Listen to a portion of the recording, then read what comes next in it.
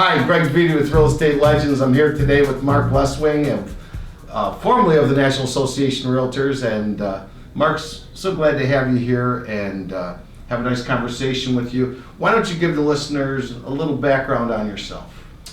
Yep, I'm an engineer by trade. I worked through a lot of the emerging technologies before even getting involved in the real estate side of it. Did a lot of trading systems, high-speed systems. I'll tell you, when I came across the Realtor Association, just fell in love with the people.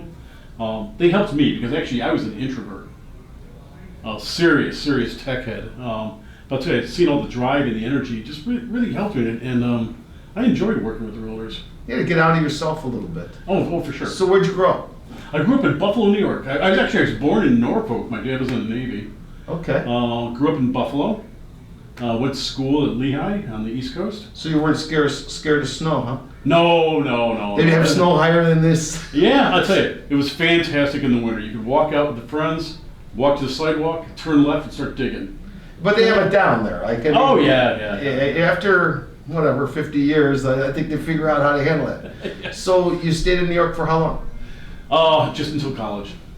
And what happened? I'm sorry. After New York, I was there about 5-6 years. So what did you study at Lehigh? Industrial engineering. Industrial, okay. Which is the engineering of efficiency.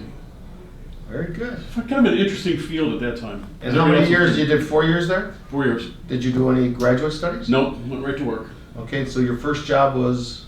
First job, worked at at Keller Technology. It was a company, a machine shop that built parts for nuclear bomb plants. Wow. Stainless steel and machine parts and things like that. So what year is this? That would have been 1980, 1981. Okay. That's before the 3 Mile Island, huh? Before that, because when I went to New York, I really got into the computer side. And we were building models to model the finances around building nuclear power plants. That was in New York. But then that quickly flipped around within 1 year to start decommissioning nuclear. We love them, we hate them. Yeah, it was crazy. And if you look at that nuclear industry, it's coming right around again. But yeah. So I imagine that's a big money. I mean, how much does it cost to build a nuclear power plant? Hundreds of millions of dollars. Yeah, it's big time. And did you feel like you were getting compensated well for the work you were doing there?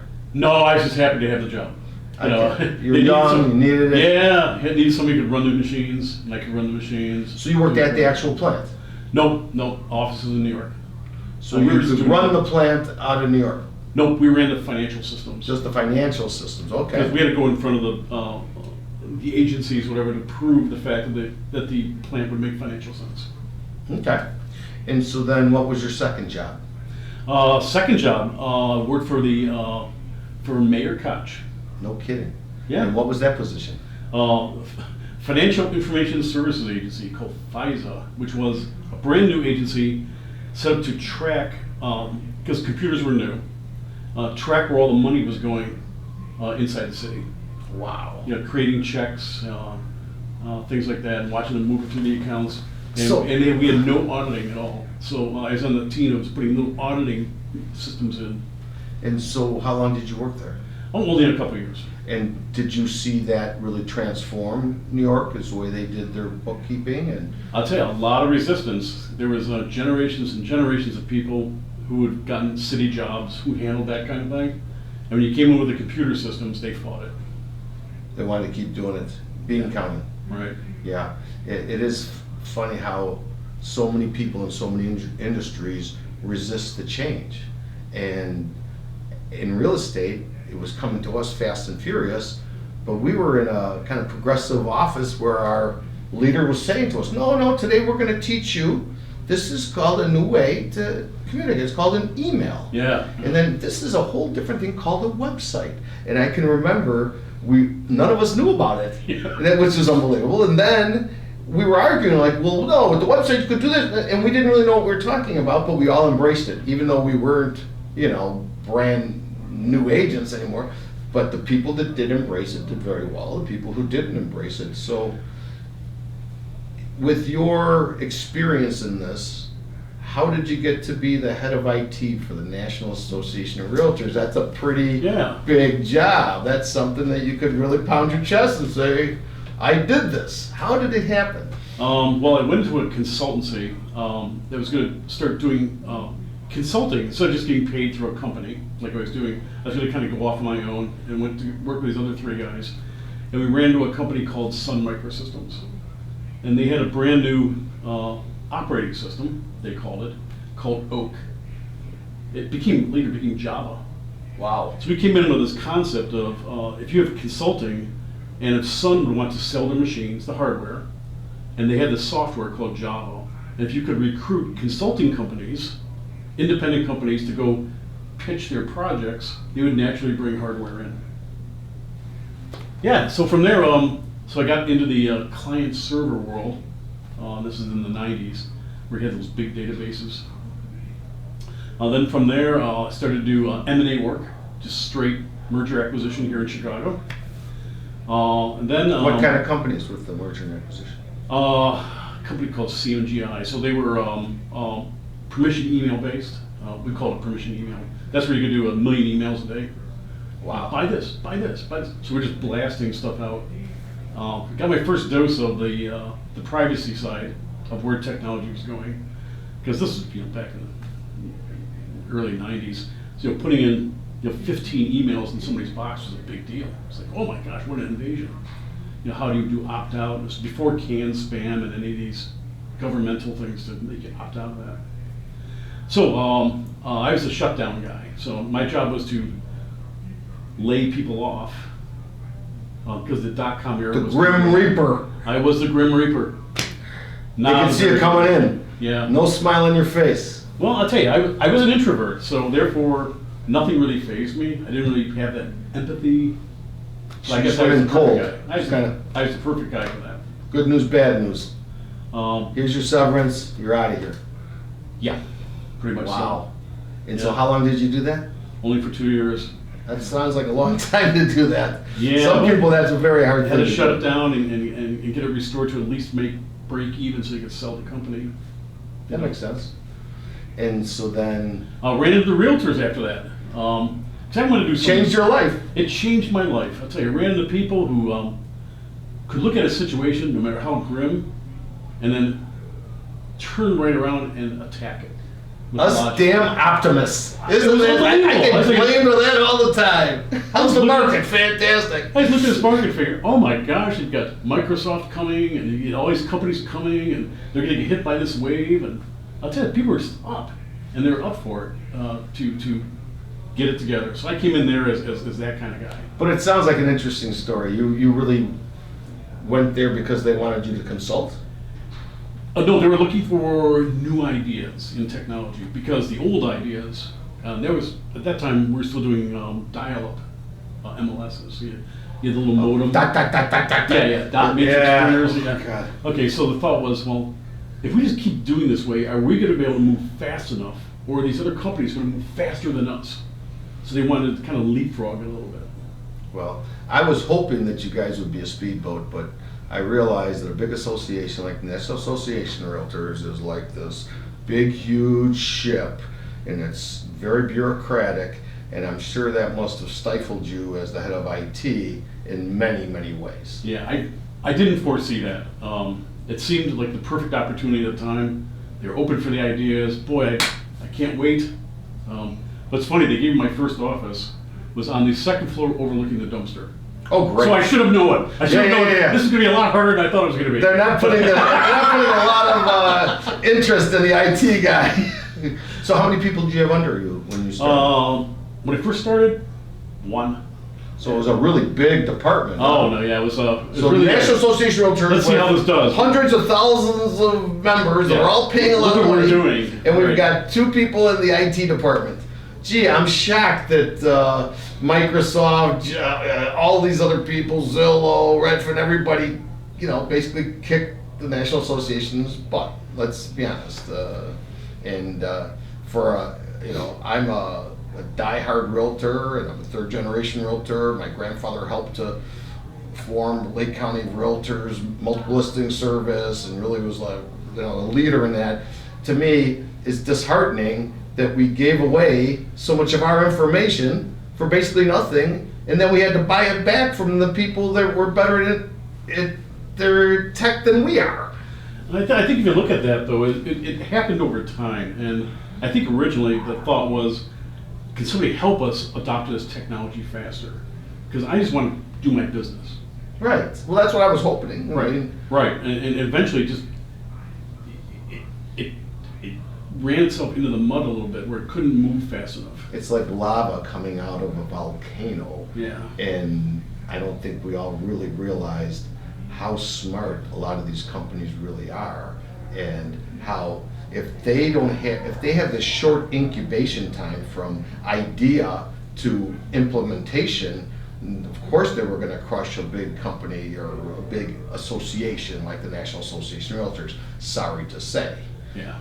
So you were there 18 years, 17 No, years? longer than that, 20 years, 19 years. Fantastic. Yeah, long Fantastic. time. So why don't you give us some of the highlights and lowlights of having that? So as it progressed, how many people did you finally have in your, 54. okay, 54. So you were running a big crew, Big crew. and you probably had some really smart people that you Yep. had hired. Yeah, we ran all the e-commerce stuff, everything you do online, you can process all your credit cards that way through the bank systems. It's all online, very fast. So the money moves very fast. Okay, so what were your biggest challenges to really get this department going, and how do you feel you graded out in the end? Biggest challenge, I believe, was as I worked with the members, it was very committee bound. Okay, so if you had a new idea, something you wanted to do, you brought it, of course, through a committee that would then say okay to the funds to do it. But the committee structure runs a year at a time. So by the time you got to pitch your idea, you're already into a fiscal year.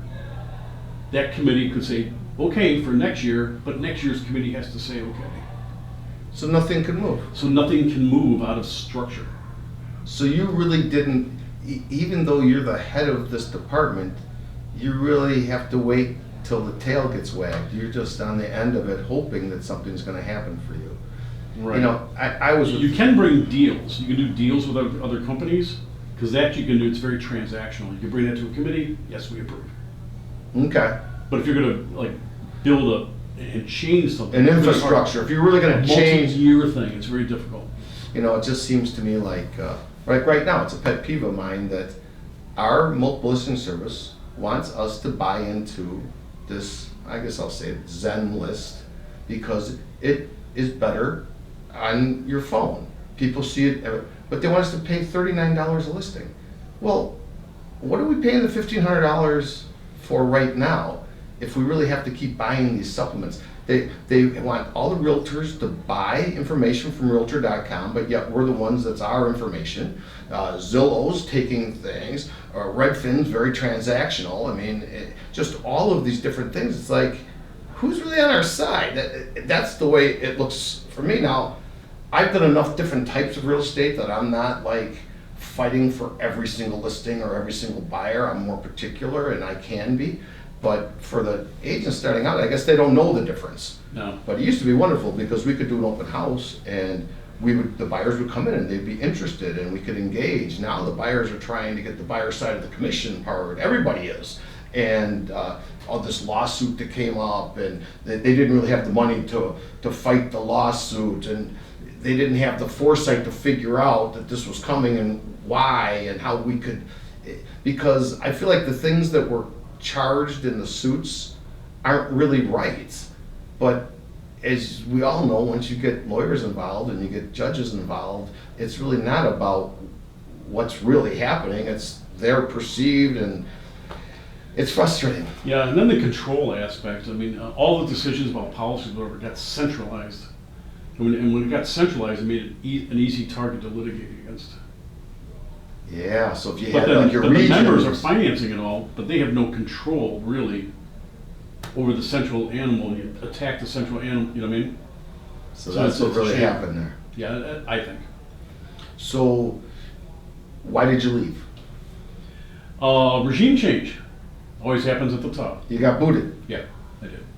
So they just decided to go a different direction. Have you kept up with what they're doing now as far as IT? It's natural, of course. I was not. So how do you grade them since you've left? I believe they're trying to hold on to an existing system with every last breath. So it's antiquated. Yeah. It's kind of like the bean counters up front with New York City. But it's institutionalized though. Therefore, but there's people involved to keep the thing in place. Therefore, it can't get more efficient without deep change, and that's really difficult because the people that make the change are actually the members out here, the agents and brokers, but they're just doing business because they relied on somebody else to take care of these fiddly things. Well, I guess I figured out a long time ago it was going to come down to one, doing a great job with your clients so they become billboards for you, so they're the ones who are giving you the referrals, because by God, all these other companies have figured out a way to get to the, I don't want to call them ignorant, but the naive first-time buyers that really don't know. They go onto a website, they click on, they think they're meeting a listing agent, they're really meeting a buyer's agent. The buyer's agent's newer, they're on a team, so that person's paying, they can't really talk representation. So then all of a sudden you're in this situation where they don't really know what's what, and they're probably not getting the best information. And I feel like a lot of this, and it's sad because they're professional realtors. How were they trained? Do they care at the same level? Did they read the books? Did they understand what they're saying? Probably not. And so people bought a lot of bad properties. They got bad information. Then they already had that let's save money mentality. And so they went with the same people. They didn't get their places staged right, correctly, priced right, or anything else. And it's created this whole mess of a marketplace that shouldn't even be like this, but it is like this. And so from our aspect, Joe and mine, we're trying to not be negative, be positive, and think of what are the positive changes. So let's shift our talk now to Chicago in Illinois, because I think we have a lot of things. Have you ever done financial for Chicago? No. Well, they need you badly, and to figure out this pension problem, to legislate, really change some amendments, and really radically change what's I think is going on in Chicago. And like we were talking yesterday, we need a welcome mat. How do you see, like with the company you're working with currently in Chicago business? Do you feel like it's welcoming? So Mark, this whole thing with Square Deal, could you explain to the listeners what it is, what you do, and how you feel like this is going to help us? Yeah, absolutely. At the heart, Square Deal is about advertising. It's about getting the word out about what is available and sharing information on a local basis. Real estate is hyper-local. It took me a long time to realize that. It took me about 5 or 6 years when I first started to realize how local it really was. So it's a hyper-local strategy where everything about the real estate is localized. And it's a Square Deal because it operates with a modern technology at pennies instead of dollars or tens of dollars. Information gets distributed around, and the interesting part is the control of it, the policies and how you want to market it is completely up to the agent or broker. It's not organized and controlled by a central authority. Therefore, you run your listings the way you want, they'll run their listings the way they want, but you can communicate across.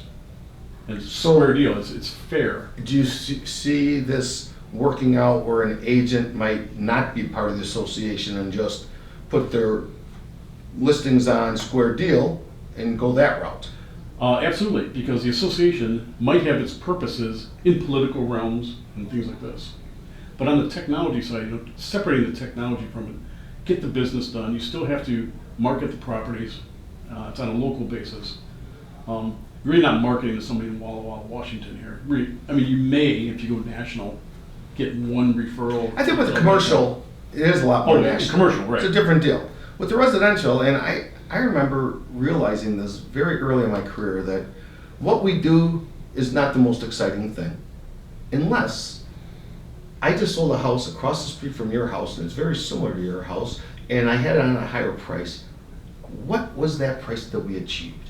That is very, very exciting to that person. So it is very local. It could be local to the block you're on, Yeah. to the little neighborhood you're in. And like in Chicago, we have 78 different neighborhoods.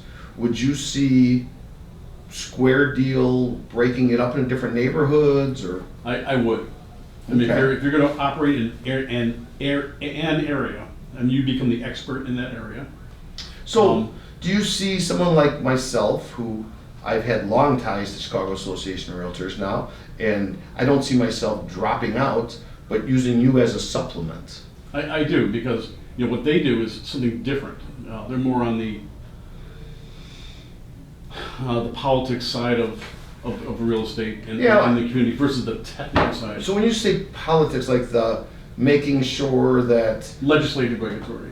the agents not breaking any laws, they're not putting the price on it or the commission on it Offering now. education, these things. Yeah, they offer a lot of education. They do a lot of government stuff. I mean, myself personally, I was on a committee and I was asked to do a lot of things. I had a really smart partner, and once we really started getting our traction, we both realized they really don't want this.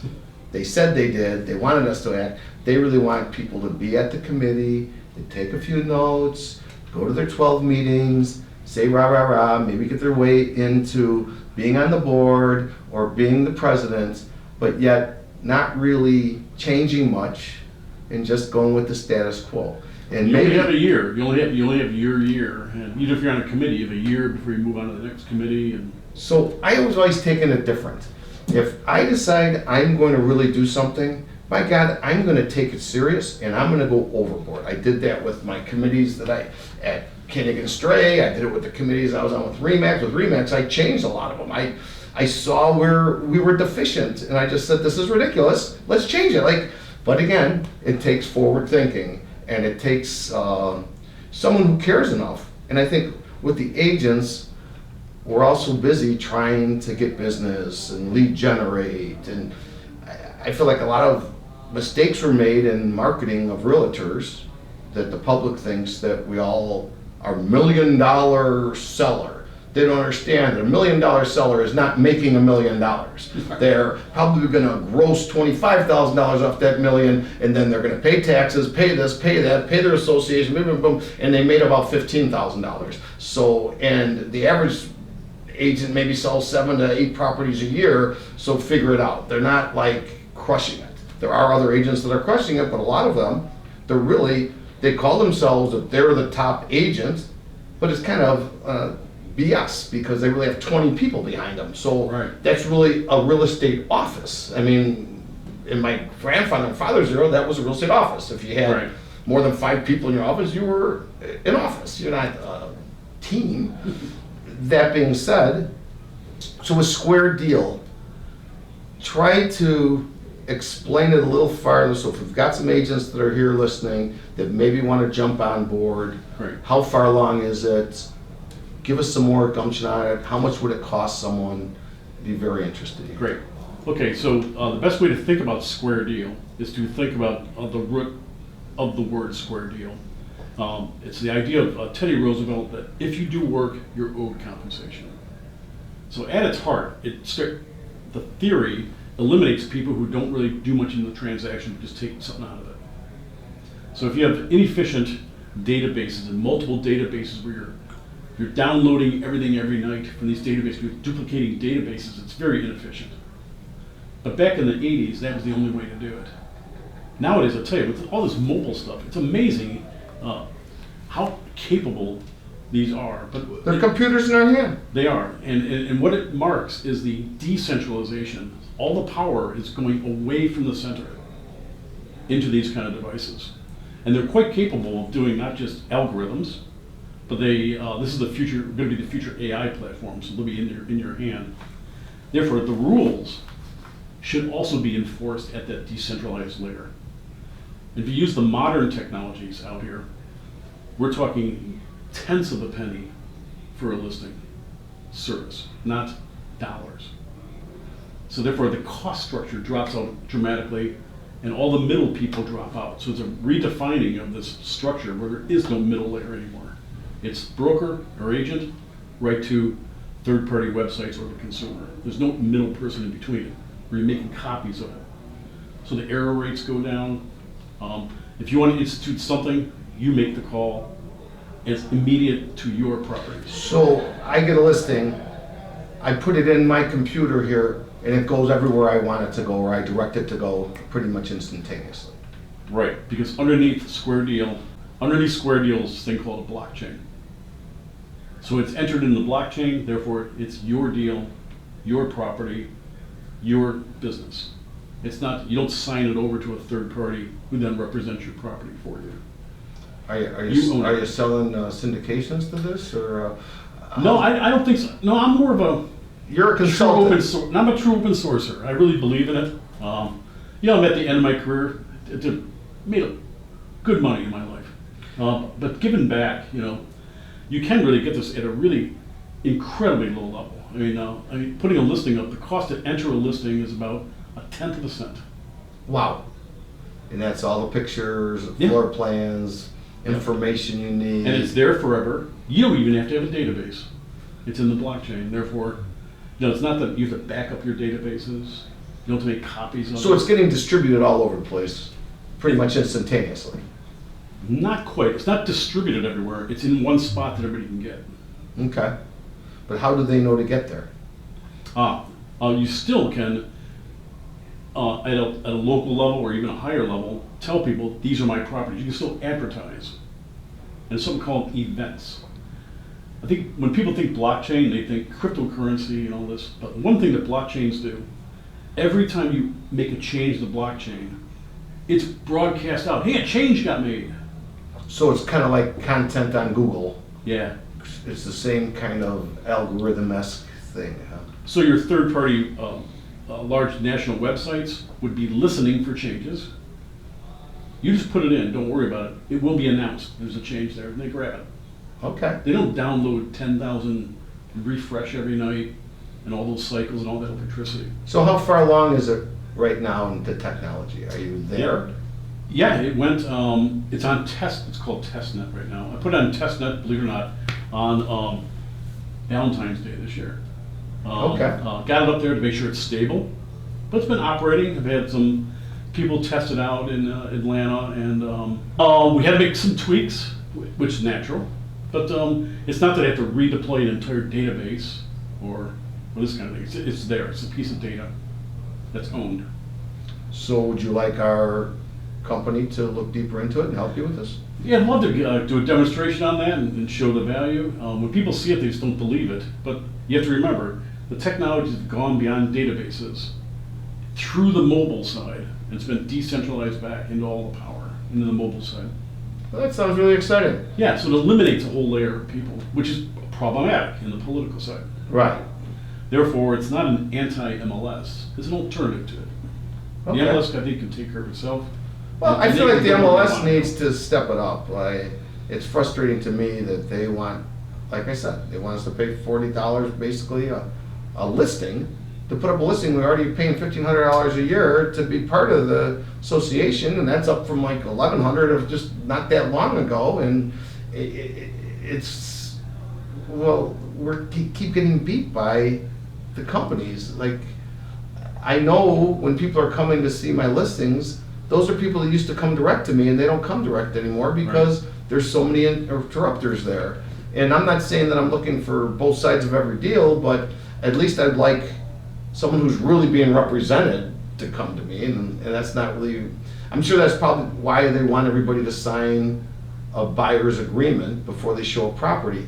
But how is that? Like, so you've never met somebody, but you want to see a property bad, but you want to be represented, you have to sign to tell them how much you would pay them up front? Yeah, I'll tell you, I was talking to some folks, and they're saying one of the biggest changes since that ruling came down was the number of phone calls they get. Exactly. You're spending all day just answering phone calls now to ask about the listing you just put up. Right. What's the deal on that? What's the deal on that? What's the deal on that? Yeah, and it's So just it's another kind of, But not only that, too. I mean, I think of myself as a first-time buyer, and you're just trying to learn the market, and people are putting that you have to pay him, you have to pay them. I don't know you from Adam. I'd rather have a little dating time, right? I mean, I think that makes sense, and I totally have empathy for the buyers out there, even though I could see for years it's coming where they don't value what a realtor can bring to the table until they work with one that really understands all the ins and outs, that's a real people person that understands construction, can really give them a mini inspection, can help them with the paperwork, let's demonize the other side so that they really understand. And it takes a lot of years to get there usually. So, in these younger people's defense, they've come into a time where, I get 5 to 10 calls a week for sure, where people are trying to sell me leads. And they always want their $300 up front, and I always tell them I'm not paying anything up front, and then they hang up on me. Right. And because I know they're getting thousands of dollars from realtors, and then they're giving them basically inferior leads that anyone could get off of, I don't understand it, but that's where it's going. And so it sounds like your system might take a lot of that out. Yeah, because Square Deal itself will pre-announce, in an advertising sense, this is available, and systems will grow up around it to start farming those leads themselves.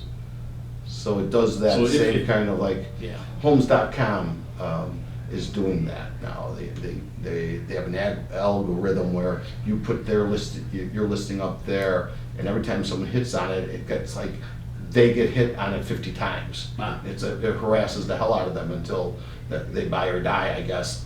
And to me, they want us to pay $400 a month for that one. Some of the big time realtors are paying Realtor.com $75,000 to $100,000 a year. Some people are paying Zillow $50,000 to $100,000 a year, and they laugh about it and say, well, I'm winning because I'm making this much and much on it. But what a weird way to run a business. I'll tell you, in a Square Deal type model, people would take your data, which would be these other websites, would then actually, they have to, since you did the work, which you're listening, Square Deal principles, you do the work, you get compensated. It may cost you 1/10 of a cent to put it up, but it's going to cost them 9/10 of a cent to read it, and it goes back to you. Okay. Not big monies, small. But at the end of the month, it's a tank of gas. In a week, it's a couple cups of coffee. Good for working, That's So fantastic. it's different than thousands of dollars and also rigmarole. Trying to get the systems all to work together. It's much cleaner this way. So with this your field of engineering, technology, how often do you read a book on it? Yeah. Very rarely, because I'm a doer, therefore I've always been a doer. It's kind of in my DNA. I actually get out there and actually do the code myself. I still code. I still write software. So you figure it out, then you could write about it. Then I write about it. Okay, there you go. I like that. You're proactive. Yeah. Why wait to hear what other people say? And so, if you were giving advice in your field, what would you be telling people? Ride the wave of the technology moving out back to the users again. That control element, number one. Number two, try not to protect the current systems that are in there too much politically. But it's hard. Give them a chance to grow. You have to have something, but locking it down so you can't make a change is probably the wrong move to do. What you're doing, you're actually setting up the realtors to have a much bigger reckoning later if you make no changes. You got to start allowing things to happen. Well, I'm definitely excited to learn more about your systems and see them working, and hopefully motivate the masses to help you with it. It sounds like you're coming from the right place. It's not like a real business thing. This is more like giving back and. Yeah, it's half philosophical, but I've learned a lot. Actually, realtor's done a lot for me. They've changed my life. Yeah, kind of explain how introverted IT. Well, I was an gentleman. introvert. Well, leave me alone. This kind of thing. I was really good at what I did, I thought. But when somebody said, "Hey, we want to do this. What do you think people think about that?" I'd say, "I don't care." But once I got inside the realtor organization, it did matter. I saw these people working with people to bring them in housing, to put them in housing, to build things, to build buildings, to build cities, to build neighborhoods. I was like, why do they do that? In the face of all the strife they had. You've had mortgage rates go up and down, legislative stuff. Well, how about Still the going. interest went doubled, the supply chain problems. Somehow you keep all going, that. and this is great. And you know what? Builders tend to like to build. Realtors tend to like to give good advice, Yeah. facilitate transactions, and make people excited. There's nothing better to me than taking someone from they really didn't understand anything about the process to where when I'm teaching them, and then they're telling me all the things I taught them, and then they're getting more confident, and then they get it done, and then I keep going after that. Like I've got a roofer and a plumber going out to a house in Huffman Estates today, helping my clients to finalize the things from the inspection now that they own it, that kind of thing, Yeah. and that's exciting. So Yeah. I feel like for you got around a lot of people persons that really care about others. And not saying that you didn't care about them, you just were an introvert, so you were into your own little It world. was never first of mind to me. I never thought about my impact on other people. Well, some realtors tell me that they really don't like people, and a lot of them try to hide away. They don't go to the showings, they don't go to the inspections, they don't go to the walkthroughs, and that's exactly the opposite of the way I was taught. Yeah. If you didn't go I don't to know a- of any technology that can replace the person. Right, if you don't go to a Never. walkthrough, then to me, how are you representing your people correctly? I'm missing something, you Mhm. know? But yeah, I think that we are blessed that well, let's just start from city planning. It's so important, you know, traffic, the way buildings are built. So important from the foundation on up to what you're building on to there's so many little intricacies of it, and it's exciting to make it better. Why should we keep doing something because we've always done it? Right. Like I'm really into thermosteel. It's making your buildings out of steel that's recycled steel. One, what are we doing with the steel if we're not recycling it? We should be recycling all these old cars. And so it comes sort of modular and you put it up. Well, I built a building and I realized in building that building, I took down a whole forest to build one building. Like literally, when you see the lumber come, you realize, oh my God. But that was one of the exciting things of my life was that I was so nervous during this whole thing. It was like a $4 million project and I had a lot of investors' money on the line, and so I was very nervous about it, and I wanted to really make sure I did a great job. And so I was driving to Highland Park like all the time, so it would take me, I mean, I put so many miles in my car, but I remember the first time driving there and seeing all the concrete trucks going, I'm like, oh, that was because I put the place under contract, talked to the architect, got the design, figured that out. Then, oh, it's the steel coming that day. And so I happened to always be on every day I saw what was coming. And then when the drywall comes, oh my God, that happened because I made a decision. And so, but when the lumber came, I realized that's a whole forest. And how long does it take to grow trees? And so I'm all about trying to figure out a problem and implementing a solution. And so I'm excited to see your solution for us, and hopefully as it grows, you grow with it to, you know, get those moguls, make sure you ski around the problems and you make sure that this thing is fantastic. Was there anything else that you wanted to discuss about Square Deal? No, but thanks for having me. Okay, well, this is Greg Viti from Real Estate Legends. I want to thank Mark so much for coming out to talk to us. I want to thank Joe for all of his help, and happy holidays to everybody.